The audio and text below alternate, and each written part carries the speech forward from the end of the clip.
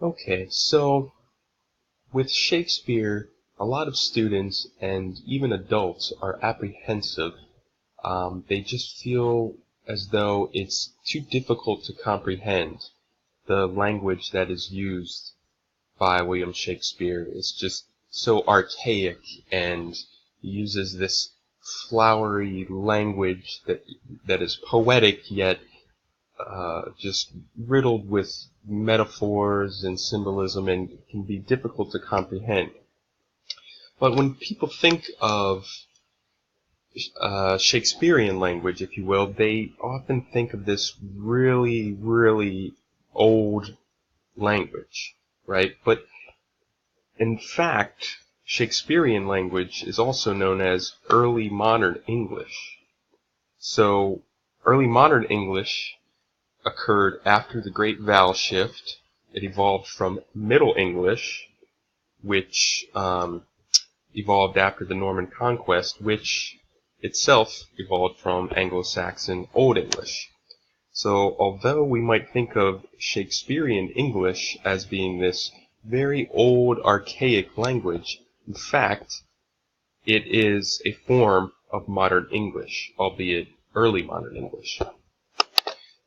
So Shakespeare perhaps had the most profound effect on the English language, more than anyone, arguably.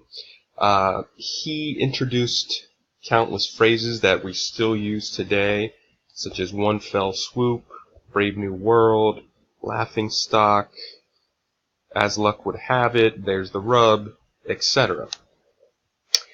So that's all fine, but what can we do to better comprehend Shakespeare as we read it?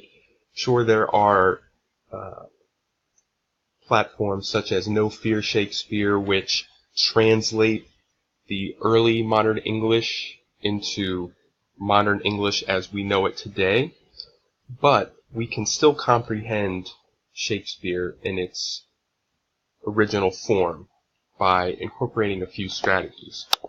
Okay, so perhaps the biggest obstacle to comprehending Shakespeare is his inverted sentences. So he employs a syntax that we don't use today. By our standards today, it seems all jumbled together, and it doesn't make sense. So let's give an example. So from Romeo and Juliet, never was seen so black a day as this. Okay, so that one's not too difficult to understand, but they suggest that you can simply reword the inverted sentence so that it reads, a day as black as this was never seen. Okay, easy enough. Let's take a look at another example from Macbeth. For the gracious Duncan have I murdered, which translates to, I have murdered the gracious Duncan.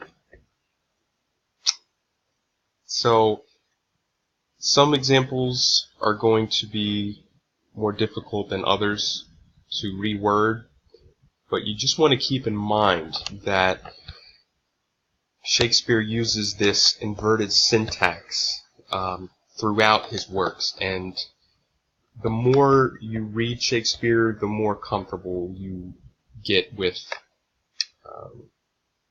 comprehending what it is that he's saying.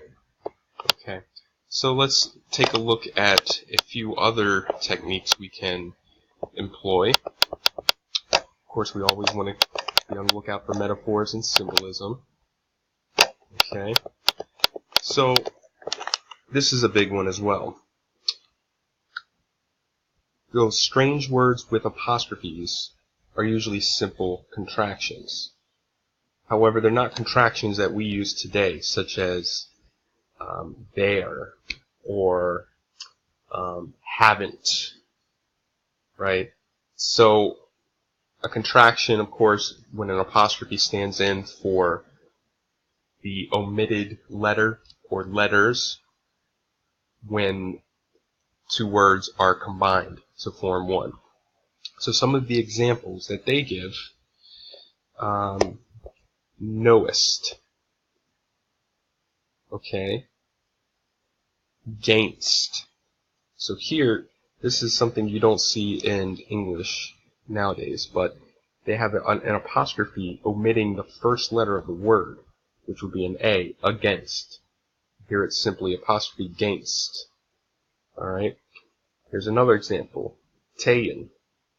Apostrophe standing in for the K. Should be taken. Okay? And here's one more example. Never.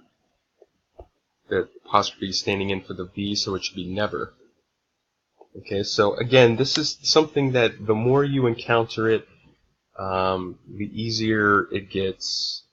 Okay, like anything, you just need to practice reading Shakespeare, and it will make sense to you the more you practice. I hope this helps. Thanks.